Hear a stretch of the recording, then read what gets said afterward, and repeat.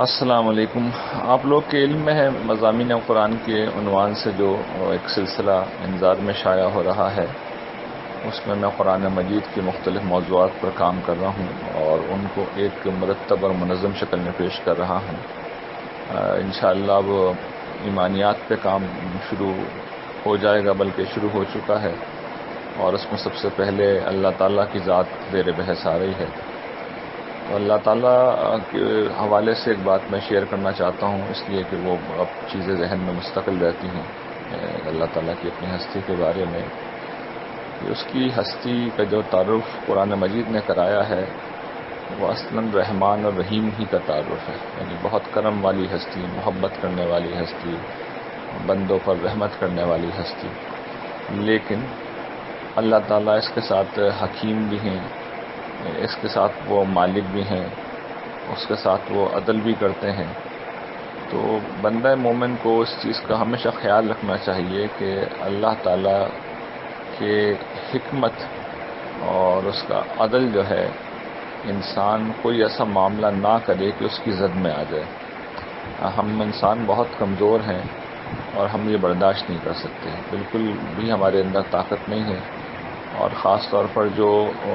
آپ لوگوں کی طرح نیک لوگ ہوتے ہیں، جو نیکی کی راہ پہ چلنا چاہ رہے ہوتے ہیں، تو اللہ تعالیٰ ان لوگوں کے متعلق یہ پسند نہیں کرتے کہ وہ کسی ایسے معاملات میں جائیں جو اللہ تعالیٰ کی مرضی و منشا کے خلاف ہیں۔ لیکن وہ اگر چلے جائیں تو اللہ تعالیٰ پھر انہیں دھونا شروع کر دیتے ہیں، اور دھونا جس معنوں میں دھلائی ہوتی ہے اسی معنوں میں ان کو دھوتے ہیں۔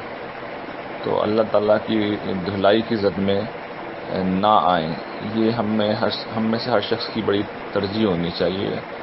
اس لیے کہ اللہ تعالیٰ پسند نہیں کرتے اس بات کو کہ میرے مومن بندے کے دامن پر داغ دھبے لگے ہوئے ہوں۔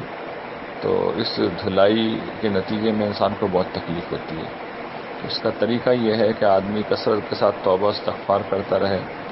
اور کوشش کرے کہ اس سے پہلے کہ اللہ تعالیٰ اسے تنبیہ کریں، وہ خود اپنی اصلاح کرتا رہے، اپنا احتساب کرتا رہے۔